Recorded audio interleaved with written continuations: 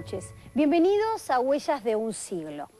El 10 de diciembre de 1983 yo tenía 10 años. Escuché el discurso de Asunción de Alfonsín desde la carnicería de mi viejo en Monte Grande. Él era un peronista histórico, pero ese día era un alfonsinista fascinado. Yo nunca voy a olvidar ese día porque fue el primer discurso político que me erizó la piel. Nosotros, el pueblo, teníamos necesidad de justicia, de hablar, de saber, de documentar todo lo que la dictadura había silenciado. Entre ese día y el 22 de abril de 1985 pasó un año, 4 meses y 12 días. Ese 22 de abril fue el día de inicio del juicio a las juntas. ¿Habría sido posible ese juicio sin la decisión política de Alfonsín? ¿Podría Alfonsín haber tomado esa decisión sin la lucha de tantos años que llevaban adelante los organismos de derechos humanos? ¿Quién es el principal actor de la historia? ¿Son los pueblos o son los líderes políticos? Esta es la primera parte de Juicio a las Juntas Militares, un documental dirigido por Gustavo Fontana.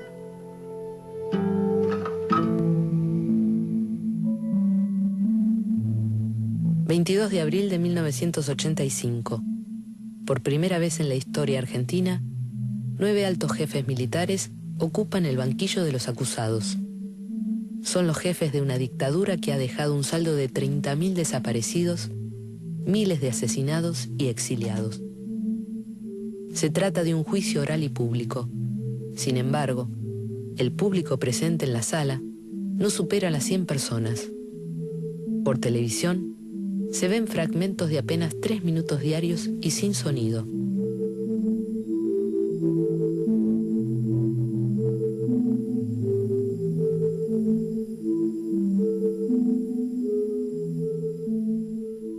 Corre el año 1982.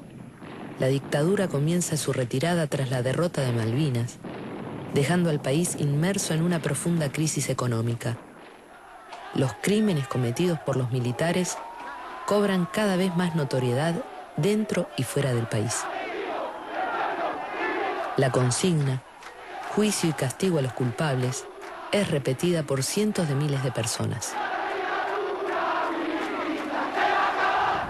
El último presidente de facto, el general Viñone, llama a elecciones, pero intenta imponer condiciones a la retirada. Argumentan que protagonizaron una guerra contra la subversión y niegan los crímenes cometidos. Un decreto confidencial ordena destruir la documentación sobre la represión ilegal.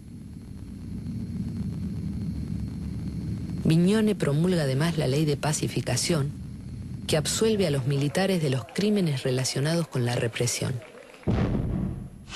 Vinieron a decirnos que traían la paz y nos metieron en la guerra y en una represión atroz e ilegal. Entre quienes repudian la ley se encuentra Raúl Alfonsín, candidato a presidente por la Unión Cívica Radical.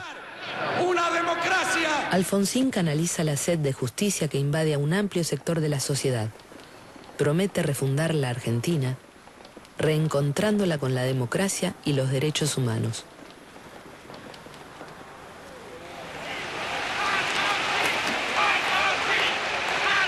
A los 3 días de asumir, el nuevo presidente manda un proyecto al Congreso para derogar la ley de autoamnistía militar. Además, sanciona un decreto por el que ordena juzgar a los integrantes de las 3 primeras juntas militares. Serán juzgados por el Consejo Superior de las Fuerzas Armadas, pero la justicia civil podrá apelar e intervenir en caso de que el juicio se dilate. En forma simultánea, el decreto 157 ordena juzgar a los líderes del Ejército Revolucionario del Pueblo y de Montoneros. Nosotros decimos que este es un paso muy importante y que pone de manifiesto cuál era la intención de Alfonsín, porque al ser puestos en un pie de igualdad en cuanto a la responsabilidad por el genocidio, los máximos dirigentes del proceso y los máximos dirigentes de organizaciones revolucionarias pone en práctica la teoría de los dos demonios. Es decir, en el enjuiciamiento a los máximos dirigentes de las organizaciones revolucionarias, más allá de lo que hoy podamos decir de ellos, está enjuiciando a toda una generación y a todos los dirigentes y a todos los militantes que lucharon por un mundo más justo, en contra de la entrega, por pan, por trabajo, por educación para todos. Para la investigación de los crímenes de la dictadura, Alfonsín crea la Comisión Nacional sobre la Desaparición de Personas, la CONADEP. La conforman referentes de la cultura. Su presidente, Ernesto Sábato, es cuestionado por algunos organismos de derechos humanos. En 1976, Sábato compartió un almuerzo con el dictador Videla y lo describió luego como un hombre cordial y culto. Canal 13 presenta...